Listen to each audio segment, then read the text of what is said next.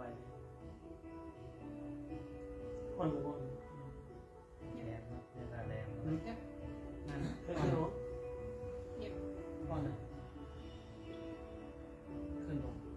ขึ้นแล้ว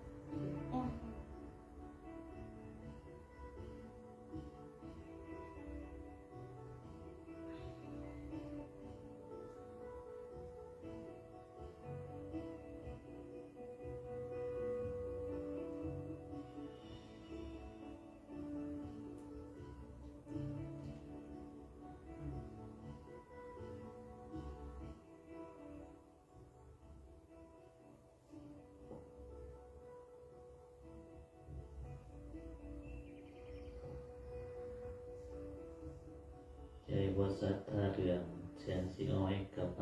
ปานดาใจบวสัตตาดอกปากดีกับเป็นหายใจบวใสต่อเกี่ยวเย่งเงากับบัวคองใจบวใสต่อคอตีได้กับบัวดังขอน้อมใบคุณพระรัตนตรัยขอน้อมนมัสการพระธีรานุธีราน้อมนมัสการพระอาจารย์กำพันธ์สุขาธรรมวงศ์แต่ก็เจริญพรมายังตนญาติโยมพุทธศาสนิกชนคนใจบุญทุกคนทุกทานที่กำลังรับชมมาฟังอยู่ในขณะนี้เวลานี้ของวัดดาวเมียเบิ้นได้กับพบพอทางคณะสงฆ์ทั้งสองดูตามเขาตามเคยวันนี้ก็ได้ว่าเป็นมื้อสำคัญอีกมื้อหนึ่งทางบวรพระพุทธศาสนาของเฮาก็เป็นวันศีลเกิด15 ค่ำเดือน1 ดาวฉะนั้นแล้ววันเวลาก็วนเวียนเปลี่ยนมาน้ำบ่ทาป่าเวลาบ่ทาคนฉะนั้นดอกต้นญาติโยมของเฮาก็หลายบ่อนหลายทีกำลังเดินทางก็ดี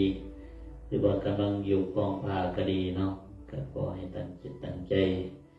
ในความกิจกรรมวันนี้ก็มีทั้งพอเป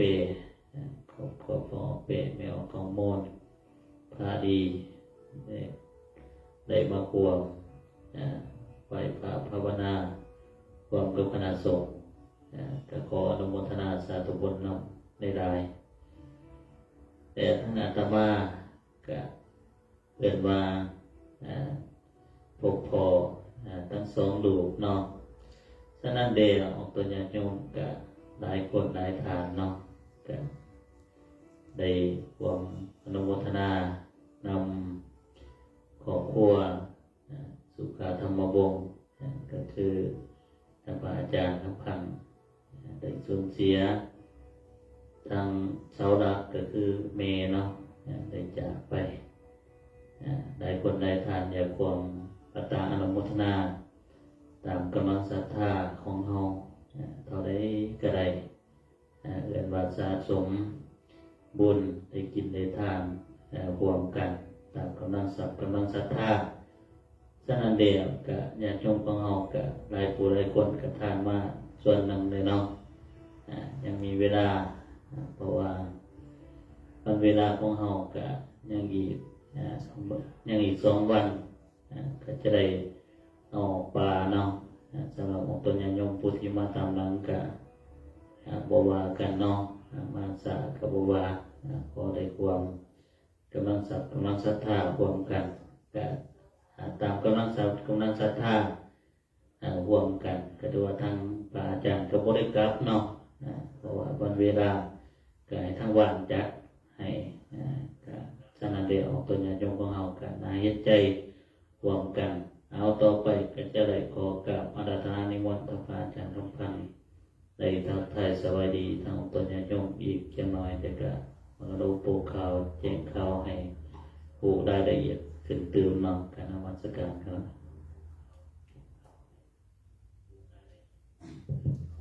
สาธุขอกราบไหว้คุณพระรัตนตรัยคุณพระพุทธพระธรรมพระสงฆ์ขอกราบคารวะพระเมรุอาจารย์แล้วก็ขอนมัสการพระอาจารย์พระเดชหาทองขอความสุขสบายดีสุขีเจริญพรออกตัวญาติโยมทุกคนทุกท่านเนาะที่ได้เข้ามาเบิ่งในตอนนี้นะครับแต่ว่ามื้อนี้เป็นมื้อที่สำคัญในมื้อหนึ่งเนาะของพระพุทธศาสนาคือเป็นมื้อวันพระใหญ่วัน15 ค่ำ ได้ออกมาไลฟ์สดเป็นกิจกรรมเนาะของวัดลาวไปเบิ่นเป็นประจำมาซั่นๆก็วันนี้ญาติโยมเฮากลับมาบ่หลายเนาะเพิ่นก็จะอยู่ทางบ้านผู้ใดที่สะดวกก็ร่วมพิธีนำเนาะก็ดังที่ทางพระอาจารย์เฉลิมเพิ่นได้กล่าวไปเมื่อกี้เนาะทางอาตมาภาพเองก็เรียกว่าได้สูญเสียผู้เป็นแม่เนาะอยู่ทางบ้านเกิดอยู่ทางบ้านหัวเสียงเมืองซ้ำเหนือแก่งของพันเนาะซึ่งเป็นบ้านเกิดของอาตมาแต่ว่าเพิ่นก็ได้จากไปเนาะเป็นที่ห้อยตอนนี้ก็ถือว่ายังบำเพ็ญกุศลอยู่ที่บ้านเกิดเนาะอยู่ที่บ้านเกิดของอาตมาเองซึ่งก็อยู่ทางซ้ำเหนือคนอื่นโน้ตก็ขออนุโมทนาสาธุบุญนำทางคณะกรรมการวัดลาวเมเบิลเนาะพร้อมด้วยญาติโยมสาธุชนที่เพิ่นได้ทราบข่าวเนาะถือว่าเป็นข่าวที่น่าเศร้าเนาะซึ่งผู้ใดที่เป็นญาติผู้ใดที่เป็นลูกเป็นหลานหรือว่าเป็นพี่น้องก็จะค่อนข้างสลดใจเนาะเพราะซึ่งก็มันปราศจากบ่ได้แต่ถึงนี้ใดก็ตามถือว่ามันก็เป็นการสูญเสียที่หลีกเลี่ยงบ่ได้เนาะก็อาตมาในนามลูกหลานเนาะที่ได้มาอยู่ที่วัดลาวเมเบิลมาจากพรรษาที่นี่ก็ได้เข้าไปทาง Facebook ของวัดลาวเมเบิลเนาะทางคณะกรรมการเพิ่นก็ช่วยเบิ่งแยกคะแนนแล้วก็ทางเฟซของอาตมาเองก็มีหลายครอบครัวเนาะเพิ่นได้มาช่วยกันกินทานโมทนาก็มีหลายครอบครัวแล้วก็เรียกว่าญาติโยมศรัทธาผู้ใดที่มีศรัทธาเนาะที่ตามหลังกับ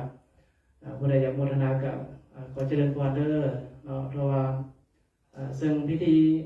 กรรมหรือว่ารายละเอียดต่างๆจะมาก็จะบ่ได้แจ้งเนาะเพราะว่าเพิ่นจะบ่ได้เอาไว้ดลเนาะเพิ่นเฮ็ดแบบกระดาษหัดประชันซะเองตามสภาพเนาะความยุ่งยากลูกหลานเพิ่นอยู่ไกลก็บ่ให้มันยุ่งยากเนาะก็วันนี้เป็นมื้อที่2เพิ่นจะได้ทำพิธีเนาะสวดมาติกาให้บุญอยู่ที่บ้านเนาะแล้วก็มื้ออื่นแต่ว่าเป็นมื้อทรงสกาดเนาะเป็นมื้อทรงสกาดเป็นมื้อแต่ว่าสาปนกิจศพเนาะอยู่ที่ปราสาททางบ้านเกิดไปเนาะแล้วก็มื้อวันเสาร์มื้อวันเสาร์จะเป็นมื้อที่ว่าแจกทานเนาะมื้อนั้นเนาะวันนี้แจกทานเพราะอิงใส่ประเพณีทางพื้นเนาะเพิ่นก็จะบ่ได้เอาไว้ดลเนาะทางเวียงจันทน์หรือว่าทางเขตอื่นก็จะปาไว้ก่อน 2-3 มื้อเนาะเพิ่นจะค่อยไปเก็บดูแต่นี่เพิ่นก็จะเฮ็ดแบบกระดาษหักก็บ่เป็นหยังเด้อเนาะศรัทธาญาติโยมผู้ใดที่มาบ่ทวงบ่ทานก็บ่เป็นหยังเนาะบ่เป็นกังวลใจแล้วก็ขออนุโมทนาสาธุบุญนำญาติโยมทั้งหลายที่ได้ช่วยกันแบ่งเบาความทุกข์โศกเศร้าเสียใจเนาะทางครอบครัวทางอาตมาก็บ่มีหยังเนาะขออำนวยไว้ใช้พรให้ญาติโยมทั้งหลายทั้งโยมพ่อโยมแม่แล้วก็ทางคณะกรรมการของเราเมเบิลเนาะเพิ่นได้ช่วยคำช่วยสู่ก็ขอให้มีแต่ความสุขกายสบายใจเนาะมีสุขภาพแข็งแรงผลบุญผลทานทั้งหลายทั้งปวงที่เราได้กระทำร่วมกันวันนี้ก็ขอให้เป็นเตชะเป็นพระเป็นปัจจัยเป็นคำสุญญนุนให้ครอบครัวสามได้อยู่เย็นเป็นสุขมีความสุขกายสุขใจสุขภาพแข็งแรงแล้วก็ขอให้เป็นร่มโพร่มใสให้ลูกหลานมีอายุวันนะสุขภาพทุกท่านทุกคนด้วยเถิดต่อไปก็จะได้เข้าพิธีทางศาสนาเนาะเมื่อนี้มีทั้งญาติโยมมาร่วมนำต่อไปก็จะได้เจริญพรทางโยมพ่อแปะเนาะได้อาราธนาศีลเป็นดับต่อไปขอเจริญพรสาธุกราบลงบอกกันเนาะจบกราบ3 เทื่อก่อนกราบศีลมื้อแรกครับ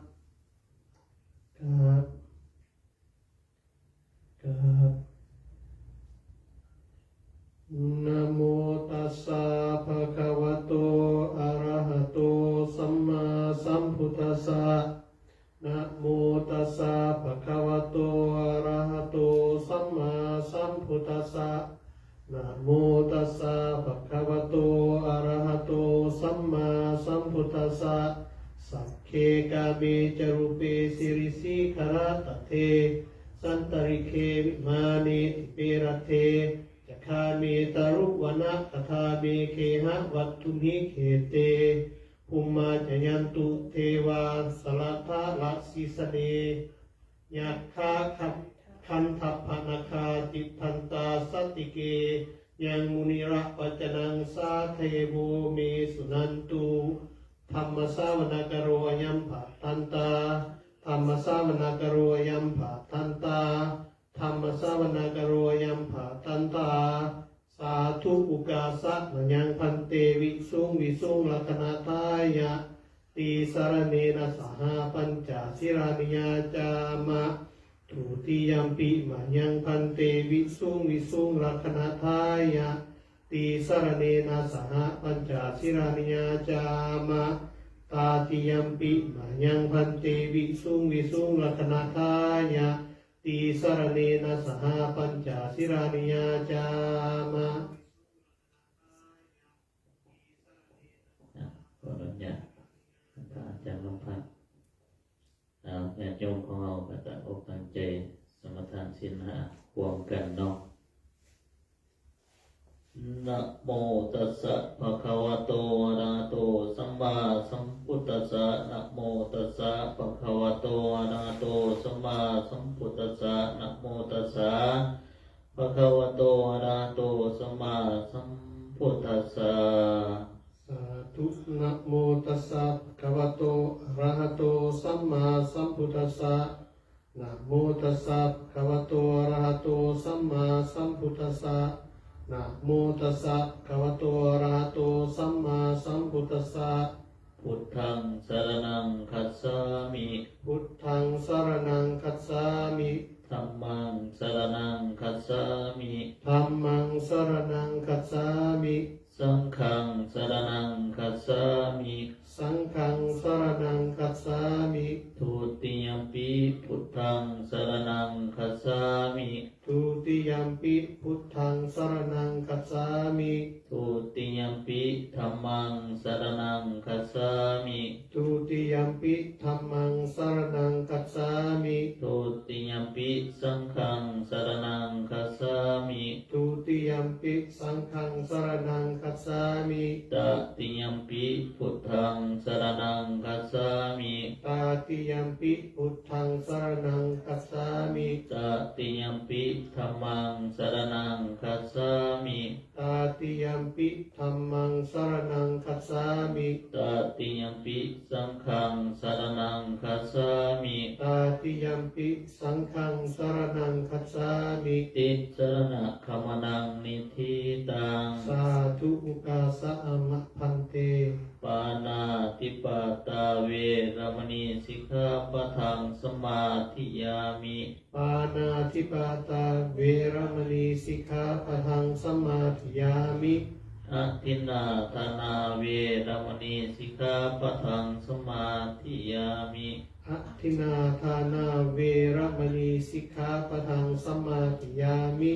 กาเมสุวิสาจาราเวรมณีสิกขาปะทังสมาธิยามิ กาเมสุมิสาจาราเวรมณีสิกขาปะทังสมาธิยามิ มุสาวาทาเวรมณีสิกขาปะทังสมาธิยามิ มุสาวาทาเวรมณีสิกขาปะทังสมาธิยามิ สุดาเม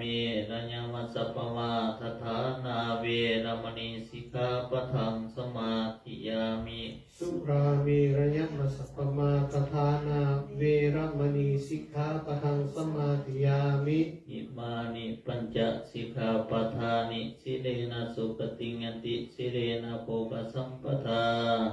สิเลนะนิพุติงยันติตัสมาสิรังวิโสทะเย สาธุ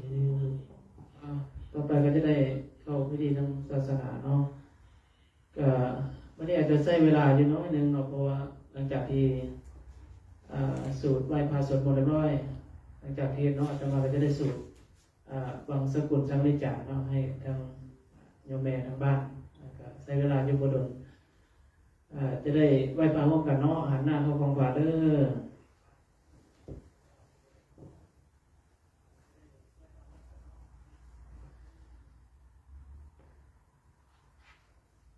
เปิดไปหน้าที่3เนาะถ้ามีปึ้มอยู่นะ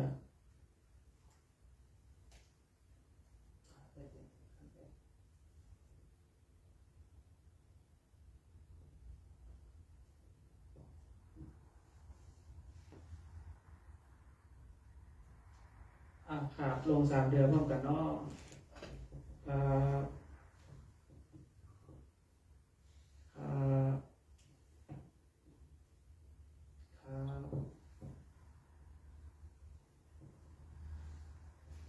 นะโมตัสสะ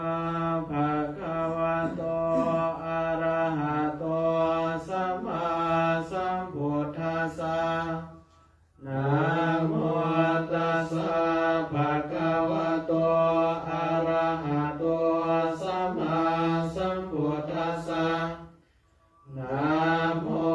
ตัสสะภะคะวะโตอะระหะโตสัมมาสัมพุทธัสสะอิมินาสการะนะตังพุทธังอภิปูชยามะอะระหังสัมมาสัมพุทโธภะคะวะพุทธังภะคะวันตังอภิวาเทมิอิมินาสการะนะตังธัมมังอภิปูชยามะสวากขาโตภะคะวะตาธัมโมธัมมังนามัสสามิอิมินาสการะนะตังสังฆังอภิปูชยามะโสปฏิปันโนภะคะวะโตสาวกสังโฆสังฆังนามามิพุทธังสรณังคัจฉามิธัมมังสรณังคัจฉามิสังฆังสรณังคัจฉามิทุติยัมปิพุทธังสรณังคัจฉามิทุติยัมปิธัมมังสรณังคัจฉามิทุติยัมปิสังฆังสรณังคัจฉามิตติยัมปิพุทธังสรณังคัจฉามิตติยัมปิธัมมังสรณังคัจฉามิตติยัมปิสังฆังสรณังคัจฉามิสังโฆปานาภะคะวันตังเอวังกาลยานโนกิตติสัตโตอะภุคโตอิติปิโสภะคะวะอะระหังสัมมาสัมพุทโธวิสสาจารณสัมปันโนสุขโตโลกวิทูอนุตตรปริสัทธัมมัสสารติสัทธาเทวามนุสสานังพุทโธภะคะวันติพุทธวาระหันตวาลตาทิคุณาทิยุตโตสุทธาพิญาณการุณาหิสามคตาโตโอติสิโยสุสนตังกัมมลังวัสสุโรวันธามหังตัมรนังศิรสาสิเนนทังพุทโธโยสัพพปานินังสารนังเขมมุตตมังปันธมานุสติทานังวันธามิตังสิเรนะหังพุทธัสสะหัสสะมิทาโสวะพุทโธเมสามิกิสโรพุทโธทุกข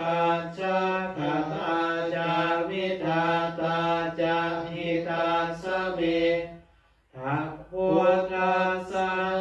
นิยาเทมิสาลิรันสิวิตันจิตังวันทันโตหังจาริสามิพุทธัสเสวะสุโพธิตังนาทิเมสารนังอัญญังพุทโธเมสารนังวารังเอเตนะสัจจวัตเสนะวัฏฏายังสัตตุสัสสะเนพุทธังเมวันธรรมเนนะยังปุญญังปัสสุตังอิทังสัพเพปิอันตรายาเมมะเหสุงตัสสะเตสะสะกายเยนวจานวเจตสวะพุทเตกุกมังปะกตังมายายังพุทโธปฏิคันหันตุอาจายันตังกรันตะเรสังวริตุงวะพุทเท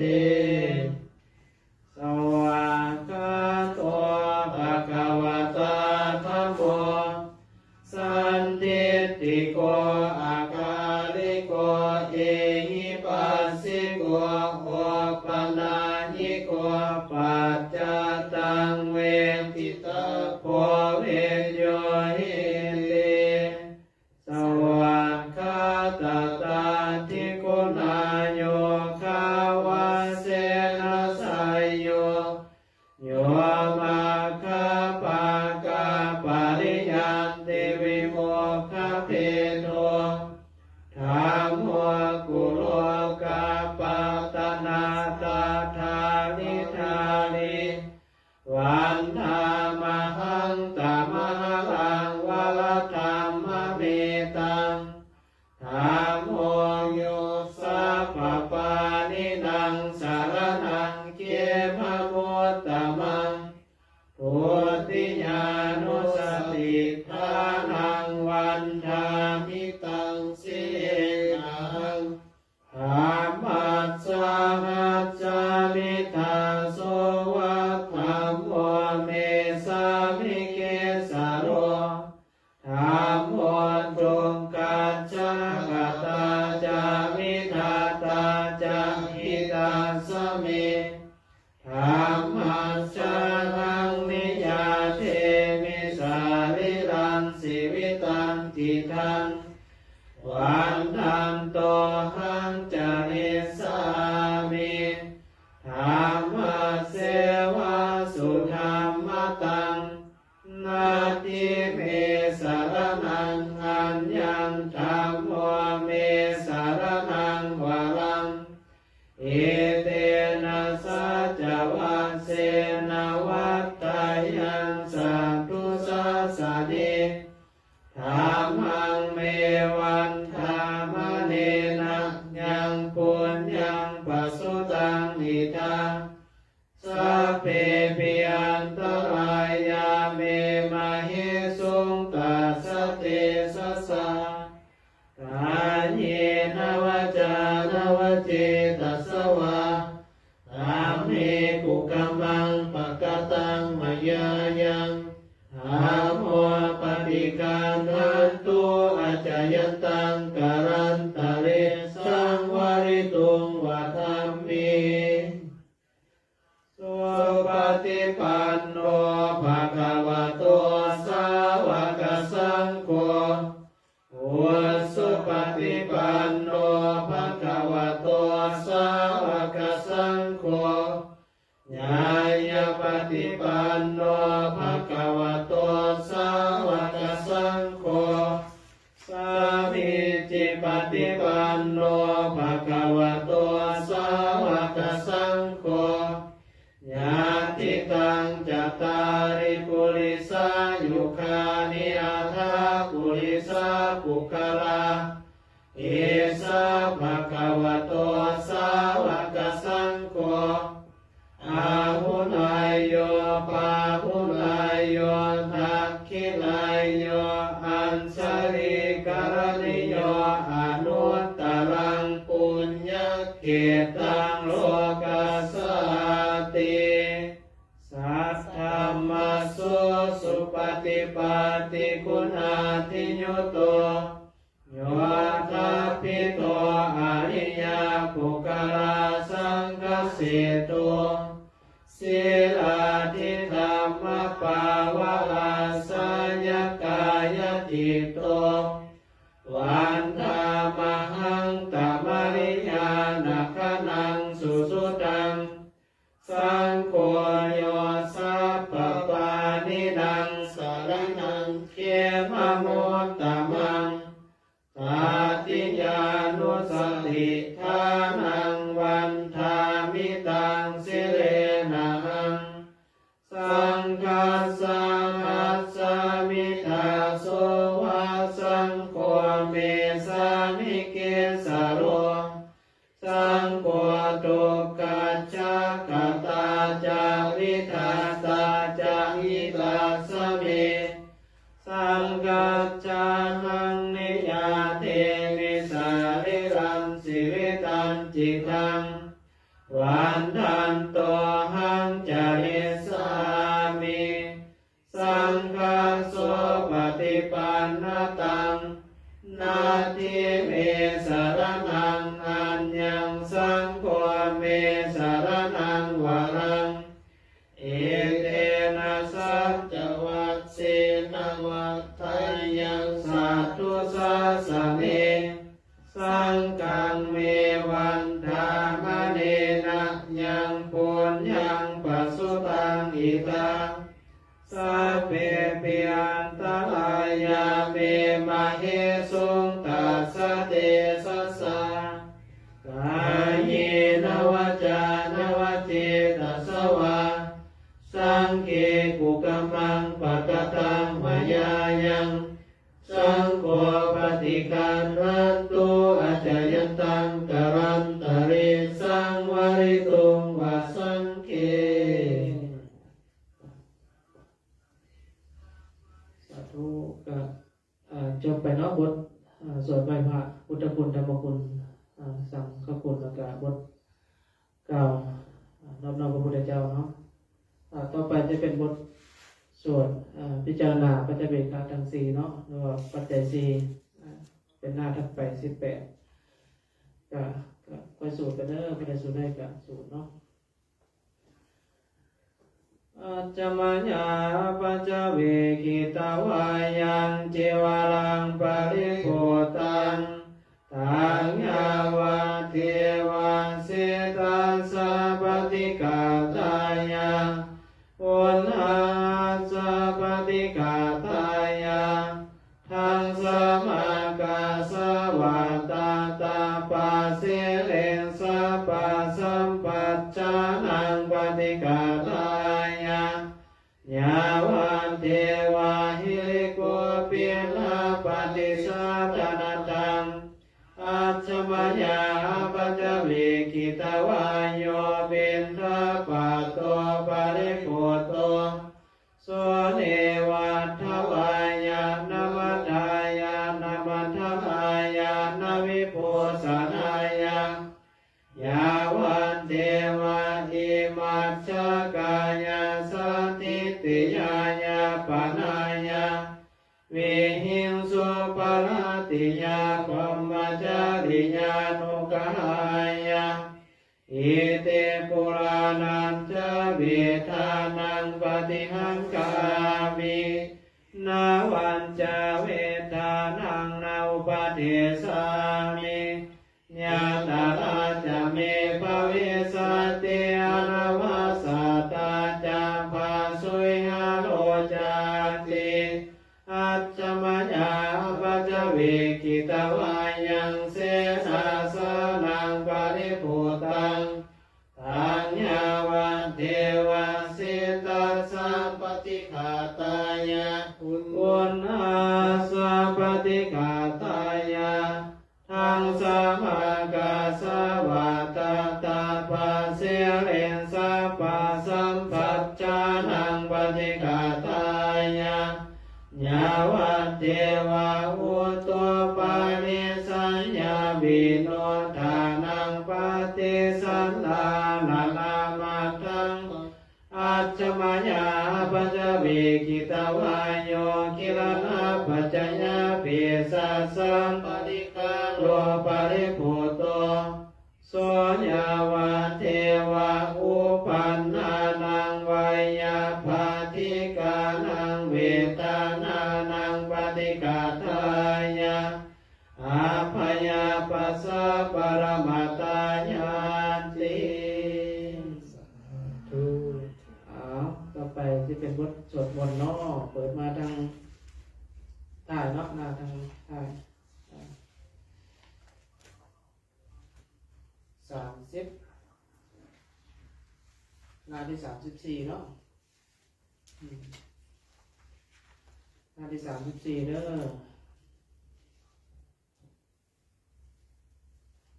อานาปาลามิสัมปันโนทานาอุปปาลามิสัมปันโนทานาปรมัตถปาลามิสัมปันโนเมตตาไมตรีกรุณามุทิตาอุเบกขาปาลามิสัมปันโนอิติปิโสภะคะวาศิลาภาลามิสัมปันโนศิลาอุปปาลามิสัมปันโนศิลาปรมัตถปา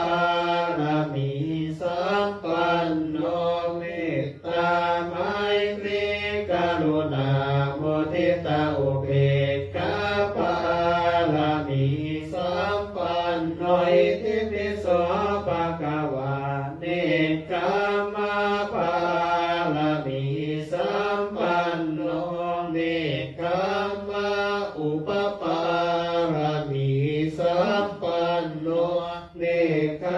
มาปรมัตถปาลามิสัมปันโนเมตตาไมตรีกรุณามุทิตาอุเบกขาปาลามิสัมปันโนอิติปิโสภะคะวาปัญญาปาลามิสัมปันโนปัญญาอุปปาลามิสัมปันโนปัญญาปรมัตถปาลามิสัมปันโนเมตตาไมตรีกรุณามุทิตาอุเบกขาปาลามิสัมปันโนอิติปิโสภะคะวาวิริยะปาลามิสัมปันโนวิริยะอุปปาลามิสัมปันโนวิริยะปรมัตถปาลามิสัมปันโนเมตตาไมตรีกรุณามุทิตาอุเบกขาปาลามิสัมปันโนอิติปิโสภะคะวาขันติปาลามิสัมปันโนขันติอุปปาลามิสัมปันโนขันติปรมัตถปาลามิสัมปันโนเมตตาไมตรีกรุณามุทิตาอุเบกขาปาลามิสัมปันโนอิติปิโสภะคะวาสัจจปาลามิสัมปันโนสัจจอุปปาลามิสัมปันโนสัจจปรมัตถปาลามิสัมปันโนเมตตาไมตรีกรุณามุทิตาอุเบกขาปาลามิสัมปันโนอิติปิโสภะคะวาอธิฐานาปาลามิสัมปันโนอธิฐานาอุปปาลามิสัมปันโนอธิฐานาปรมัตถปาลามิสัมปันโนเมตตาไมตรีกรุณามุทิตาอุเบกขาปาลามิสัมปันโนอิติปิโสภะคะวาเมตตาปาลามิสัม ตตาอุปปารามิสัมปันโนเมตตาปรมัตถปารามิสัมปันโนเมตตาไมตรีกรุณาโมทิตาอุเบกขาปารามิสัมปันโนอิติปิโสภะคะวะอุเบกขาปารามิสัมปันโนอุเบกขาอุปปารามิสัมปันโนอุเบกขาปรมัตถปารามิสัมปันโนเมตตาไมตรีกรุณาโมทิตาอุเบกขาปารามิสัมปันโนอิติปิโสภะคะวะทัสสะปารามิสัมปันโนทัสสะอุปปารามิสัมปันโนทัสสะปรมัตถปารามิสัมปันโนเมตตาไมตรีกรุณาโมทิตาอุเบกขาปารามิสัมปันโนอิติปิโสภะคะวะพุทธังสารนังคัสสามินามาสิหังเอากลับมาหน้าที่31เนาะ31มงคลจักรวาล8ทิศในสูตรง่ายเปลี่ยนแต่ว่าซื่อๆเนาะก็คอยสูตรไปพร้อมกันเด้อเอวัสสมิงมงคลจักรวาลทั้ง8ทิศประสิทธิจงมาเป็นกำแพงแก้วทั้งจิตฉันมาป้องกันห้อมล้อมขอบตัวอนันตาลาสาเสมนาคิเตสมันตาสัตตโยสนาสตาสาสานิพุทธาสารปริกิเตราคันตุสุราคันตุยมัสมิงมงคลจักรวาลทั้ง8ทิศประสิทธิจงมาเป็นกำแพงแก้วทั้งจิตฉันมาป้องกันห้อมล้อมขอบตัวอนันตารังสรรเสมนาคิเตสมันตาสัตตโยสนาสตาสาสานิธรรมาสารปริกิเตราคันตุสุราคันตุยมัสมิงมงคลจักรวาลทั้ง8ทิศประสิทธิจงมาเป็นกำแพงแก้วทั้งจิตฉันมาป้องกันห้อมล้อมขอบตัวอนันตาลังสรรเสมนาคิเตสมันตาสัตตโยสนาสตาสาสานิปัจเจกพุทธาสารปริกิเตราคันตุสุราคันตุยมัสมิงมงคลจักรวาลทั้ง8ทิศประสิทธิจงมาเป็นกำแพงแก้วทั้งจิตฉันมาป้องกันห้อมล้อมขอบตัวอนันตาลันสาเสมนาคิเตสมันตาสัตตโยสนาสตาสาสานิสังฆาสารปริกิเตราคันตุสุราคันตุก็จบเนาะเห็นจบควรแก่เวลา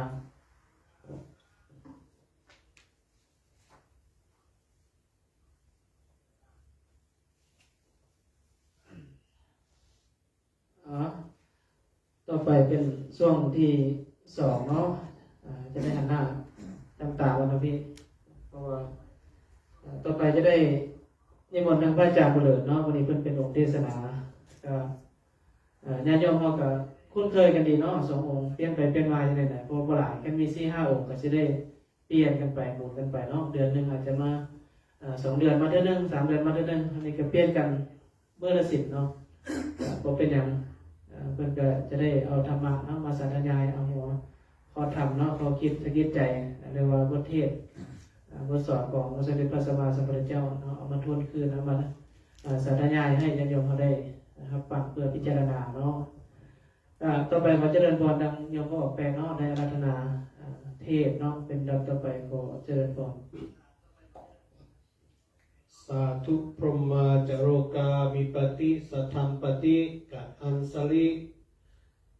อัญจิวรังอาญาทะจาทะสันติทะสัตตาปะสักขะสติกาเทสาตุธัมมังอนุกัมปิมังปัสสังอิมังธัมมะเทศนังพุทธปัญญตังสุนามิสาธุ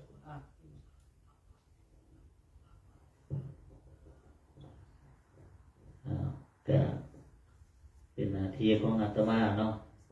ทั้งสององค์ก็เปลี่ยนกันเนี่ยก็จนฟังจนคนหูเนาะบางคนก็จนจือวัดคนนะวัดสิเทศอย่างคนนะเอาก็สลับซับเปลี่ยนเนาะมีหน่อยองค์ก็ฟังได้หลายนะโมตัสสะภะคะวะโตอะระหะโตสัมมาสัมพุทธัสสะนะโมตัสสะภะคะวะโตอะระหะโตสัมมาสัมพุทธัสสะนะโมตัสสะภะคะวะโตอะระหะโตสัมมาสัมพุทธัสสะขอน้อมไหวคุณพระรัตนตรัยขอน้อมนมัสการพระเทระนุเทระแต่ก็เจริญพรมายังตนญาติโยมตั้งอกตั้งใจฟังส่วนสองเอามือลงง่ายๆฟังมวยซีเรียสแต่สิเถาไว้เอาสนั่นอาตมาก็สิได้มาทีแต่เนาะจาก10 นาทีก็บ่ได้ดอกเป็นก่อนเทศแต่บ่ได้เทศต้นเลยเด้บ่ได้เทศต้นป้าไปมันก็สิเข้าคลุมคืนหลายก็ฟังไปนำกันเนาะก็สิเทศเตือนว่าเทศแต่วางตอนในบทเทศที่ว่าเงาของบาปสิเป็นจังไดเนาะมันกำยาวทั้งบทเทศเป็นคำสอนของตุนนันทิยาคนเนี่ยสมัยพระโคดมเนาะสมัยก่อนเป็นคำสอนเป็นนิทานสารุป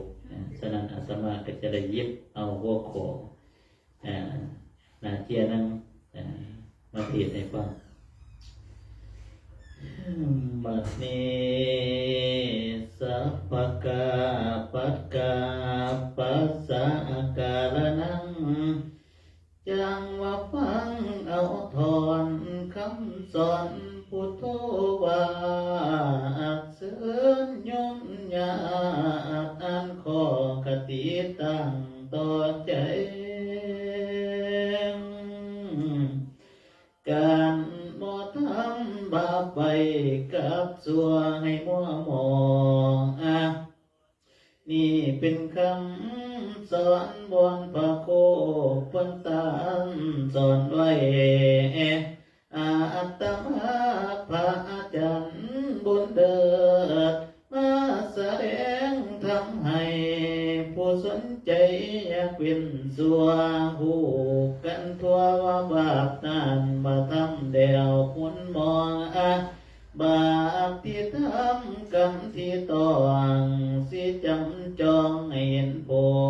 ลยม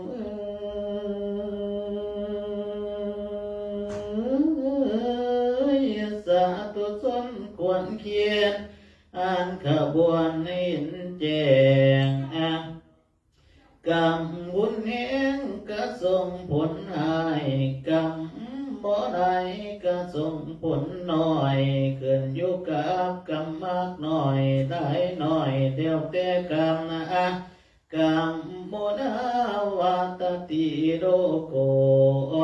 สัตว์โลกทุกที่กรรมกรรมหักจองสนองจะต้องไปตามกรรมบ่อาจเปื้อนได้ไปผู้ทำดีไว้ผลสิดีหวังเกิดตะมือทำชั่วซาภายหน้ากะตำต่อยเสือว่ากรรมเพียงเล็กน้อยอย่าประมาทกะทำโดเด้อพ่อเด้อเด้อแม่เด้อเครื่องขีดผงอย่าไปเคียดสิเกิดภัยมันตอนคือลังพองงู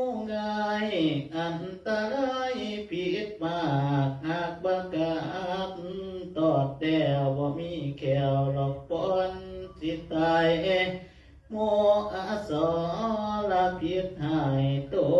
น้อยเพียงเดียวผิดถึงใจไรนะเดือดตอดก็ตายโดยราม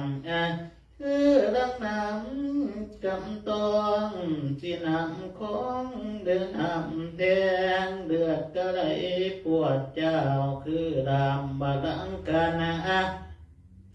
กรรม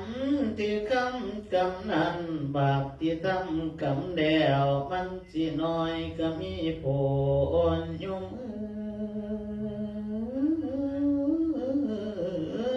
จะตุชนควรเกียรติอันขบวนให้เห็นแจ้งก็แสดงเพียงนี้สาดนี้พุทโธวาทประกาศเพียงเท่านี้สิถอยเข้าสู่นิพพานแล้วตอนนี้หันมาก้าวตานผู้เป็นแม่มันดาสุภาทาผู้ใจบุญอุ่นละมุนนวลอ่อนฟังหมดก่อนลูกใส่แก้วอ่างการตันตอมสุ่งบ่สาบยิ่งเดียวกระใจแป้วมุนมองโอ้ว่าลูกขอดทองกระโดยใส่เดียวโอ้ยุ่มคือลำเกียงกันจิตแนบกันนินถึงไว้สังมาไข่คำสมองค์อุดา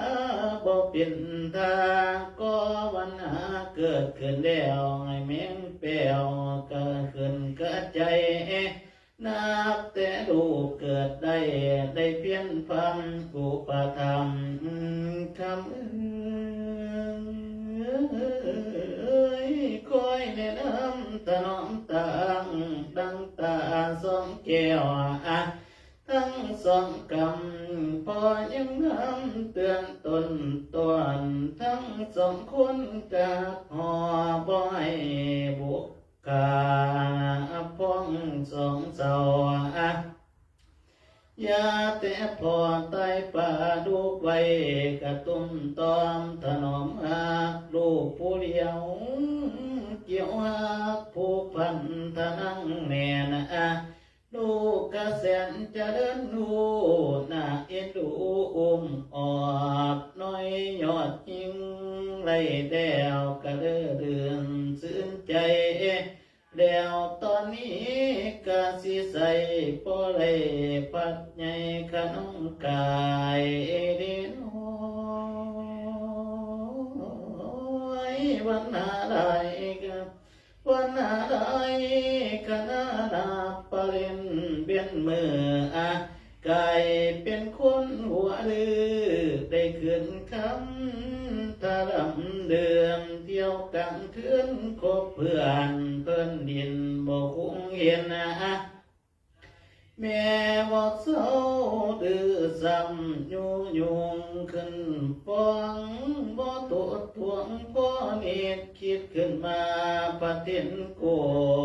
นกลุ่มสมองต้องตื่นมือตื่นครึ่งเกียดฟังลูกเสียดเสียดเว้ามโนเศร้าบ่ซื่นหวานดูบ่ฟังก้าวตานตัวตอมตำติดมือนี่มาเสียใจดีคำบอกกว่าเดือนมาสงสารตัวดีอกสิเพียงจังบ่มูลเพียง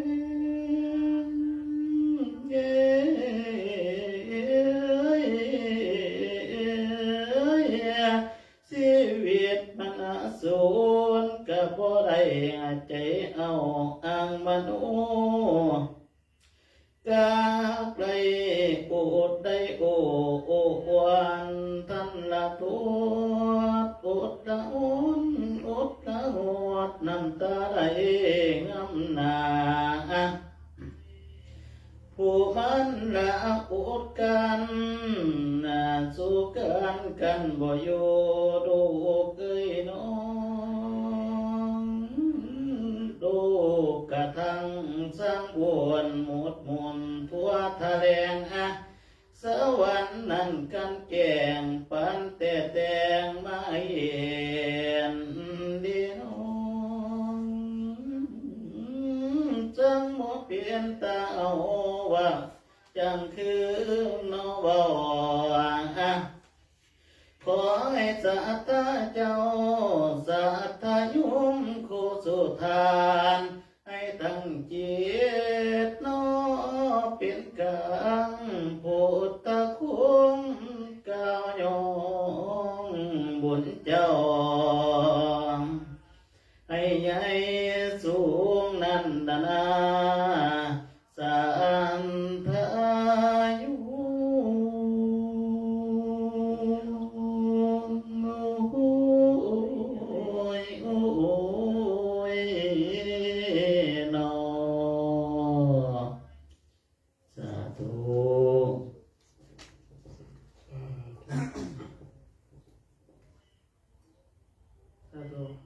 ก็ขออนุโมทนาบุญเนาะอาจารย์มาเลยวันนี้เพิ่นแลเป็นทำนองสารพัดเนาะก็บ่ได้ฟังดดเลยเนาะเดี๋ยวย่านลืมย่านไม่ออกลืมว่าโอ้ยเพิ่นเทศน์แลเนาะทางใต้เพิ่นนิยมกันญาติโยมบางคนก็เพิ่นก็มักเนาะก็บ้านเฮาก็เป็นบุญพระเวทเนาะหรือว่างานบุญเทศกาลต่างๆเพิ่นก็ได้เทศน์แต่อยู่นี่ก็หาโอกาสยากเนาะก็บ่เป็นหยังโดนๆเพิ่นก็ได้มาเทศน์ให้ฟังเนาะก็ต่อไปก็จะคารวะฮับปอนหยาดน้ำเนาะต่อมาก็จะได้สูตรบางสกุลเนาะแล้วก็สูตรสังฆจาให้ทั้งโยมแม่อยู่ทางบ้านวันนี้ก็ถือว่าเป็นโอกาสดีเป็นวันพระเนาะซึ่งอยู่ทางไก่ก็จะได้สูตรเนาะทรงบุญทรงกุศลหาไปขอขนม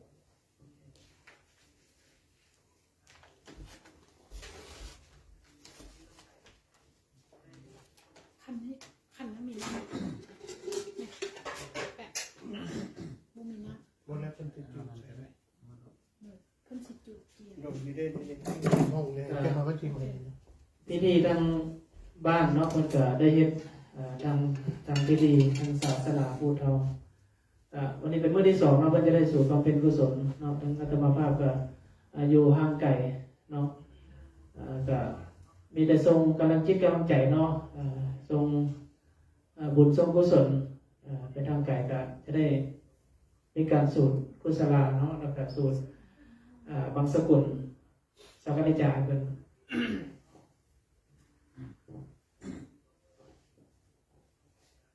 ก็ขอให้เมื่อหลังเนาะโยมแม่ซอย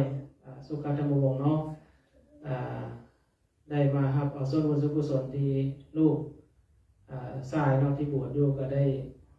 บำเพ็ญภาวนาแล้วก็ได้สร้างบุญสร้างบารมีคุณเจตคุณธรรมทั้งหลายก็จงดลบันดาลเราให้โยมแม่ไปเกิดดีถึงสุขไปขึ้นสวรรค์ชั้นฟ้าวันเข้าบ่ได้หาป่าบ่ได้ซื้อเนาะก็ขอให้ไปสู่สุคติภพภูมิที่ดีสิ่งใดที่โยมแม่ได้กระทำมาเนาะในอดีตชาติก็ดีปัจจุบันชาติก็ดีก็ขอให้ผลบุญผลกุศลของโยมแม่ไปเกิดดีถึงสุขเนาะต่อไปก็จะได้สูตรเป็นภาษาบาลีเด้อ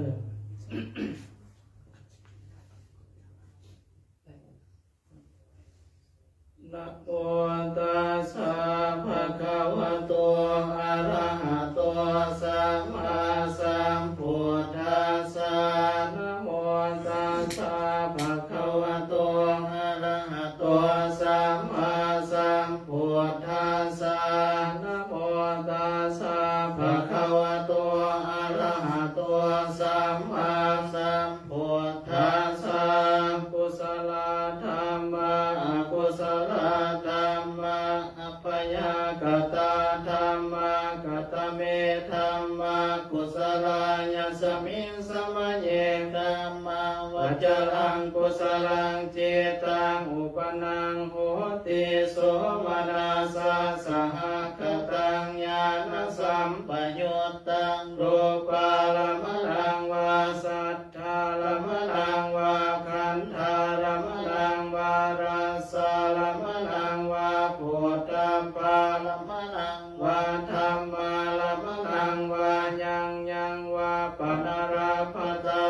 มิงสมะเนปัสโสติอเวเคโปโหติเอวะปะนาตัสสมิงสมะเนอันเนปิอาติปฏิจจสมุปปนาอรูปิโนธัมมาอิเมธัมมากุศลานามารูปังอนิจจาวัตสังขาราอุปัฏฐวายธัมมิโนอุปัสสิตวานิโรสันติเตสังอุปัสสโมสุโคนามารูปังอนิจจาวัตสังขาราอุปัฏฐวายธัมมิโนอุปัสสิตวานิโรสันติเตสังอุปัสสโมสุโคนามารูปังอนิจจาวัตสังขาราอุปัฏฐวายธัมมิโนอุปัสสิตวานิโรสันติเตสังอุปัสสโมสุโคสัพเพสัตตามรันติจามาเลสุจามาลิสาเลตาเทวะมาลิสามินาทิเมเอตาสังสายุ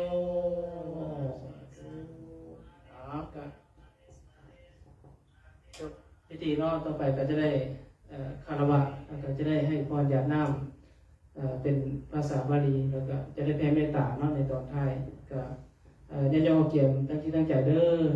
คารวะพร้อมกันเนาะ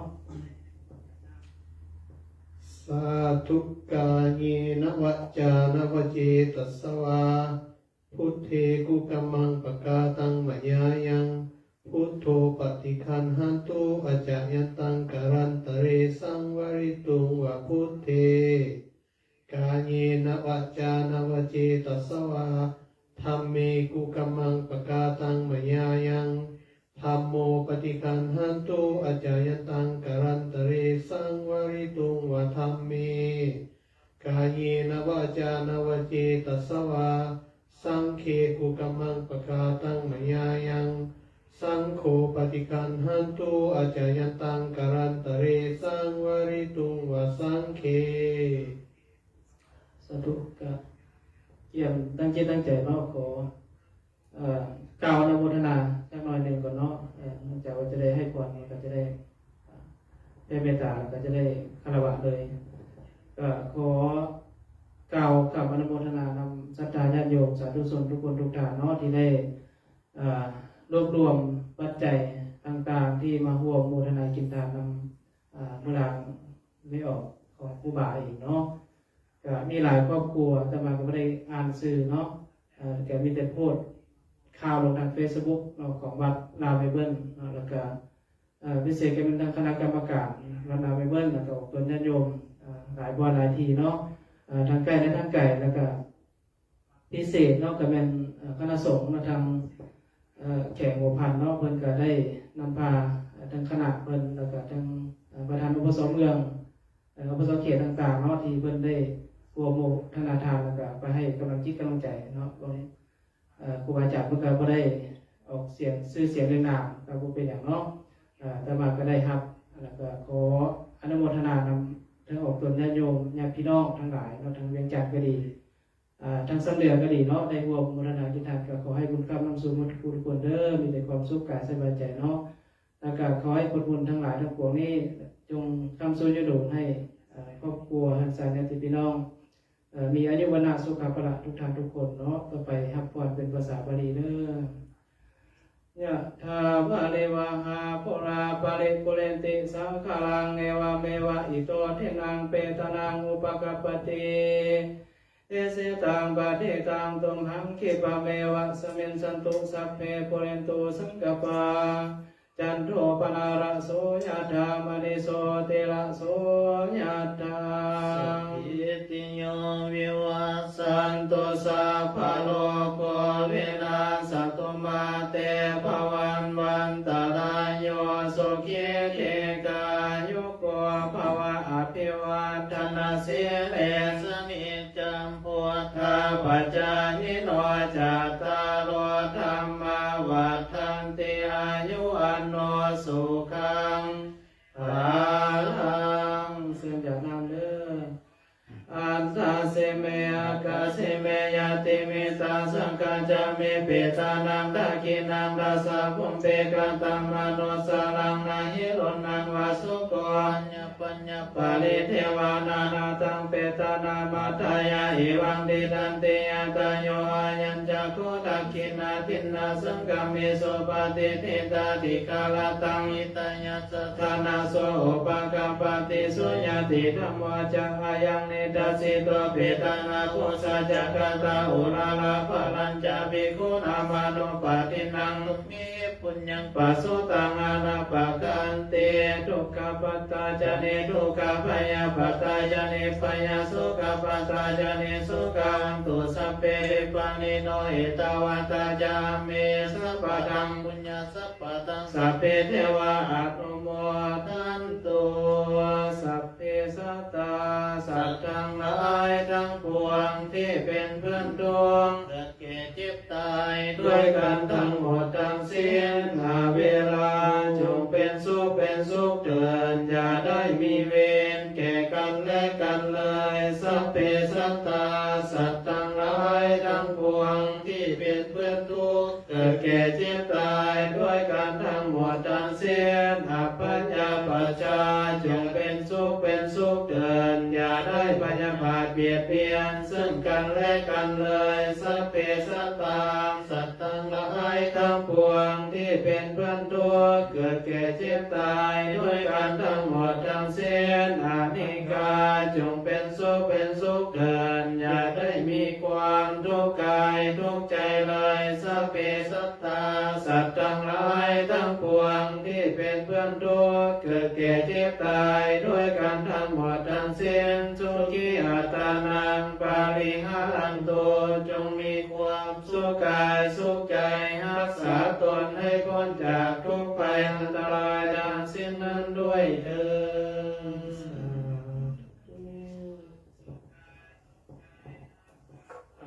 ดวันสุดท้ายแล้วเนาะทางญาติโยมเราจะได้ร่วมกันคารวะบันทาพร้อมกันเด้อเกิดหันหน้าเข้ากองผักเนาะ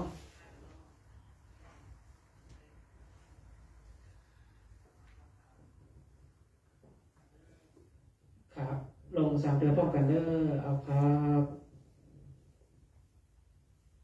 ครับครับอุกาสวันตามิพันเตเจติยังสัพพังสัพพทาทานิสุปฏิทิตังสัพพิวิกัสสตุมหาภูเกพุทธรูปังสักกลังสัทธากายสาวจสามนัสสะเจวะวันทามิเตตถากเตสยาเนอาสวะเนธาเนกัมมะเนจาปิสัพพะทาอุกาสวันตามิปันเตสัพพังอภราตังขมัทเวพันเตมยาตตังปุญญังสามินาอนุโม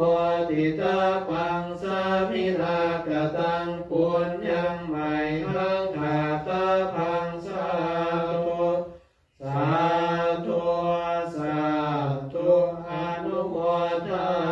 มิสาธุ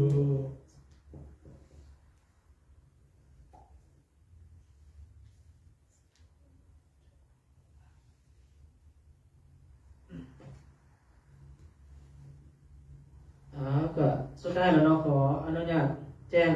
ข่าวหนึ่งเนาะสำหรับช่วงท้ายปีใหม่เรียกว่าทางพระสงฆ์เราก็วันที่10เนาะวันที่10ก็จะได้เดินทางเนาะไปทางต่างรัฐทางอดิเรกสำหรับงานบุญต่างๆก็รอท่าฟังข่าวทาง Facebook ของวัดเนาะแล้วก็ปฏิทินเด้อตอนนี้ก็สำเร็จเป็นที่ห้อยแล้วเนาะทางญาติโยมมากับกองคอยอยู่ว่าทางวัดเฮาสิมีบุญมีงานมีกิจกรรมเป็นอย่างไรเนาะตอนนี้ถือว่ายังบ่ทันมีเทื่อแล้วก็ขอแจ้งให้ออกตนญาติโยมเนาะบางคนบางท่านเพิ่นอยากมาทำบุญใส่บาตรตักบาตรปีใหม่สากลของเดือนเนาะ ก็แจ้งเอาไว้ก่อนซึ่งทางพระสงฆ์ก็มีเอิ้นว่าศาสนาคริสต์เนาะมีกิจต้องไปอยู่แล้วก็ทางออกตัวญาติโยมเฮาช่วงนี้ก็เป็นช่วงพักผ่อนช่วงฮอลิเดย์เนาะบางคนบางท่านก็ไปต่างประเทศไปต่างรัฐไปต่างเมืองยามพี่ยามน้องยามพ่อยามแม่เนาะก็บ่ทันได้มีบุญมีงานเทื่อสำหรับรายการต่างๆหรือว่าบุญเนาะก็จะได้แจ้งเนาะตามภายหลังเด้อเนาะทางองค์ตัวญาติโยมแจ้งเอาไว้ก็ขออนุญาตปิดไลฟ์สดเนาะในตอนนี้สุดท้าย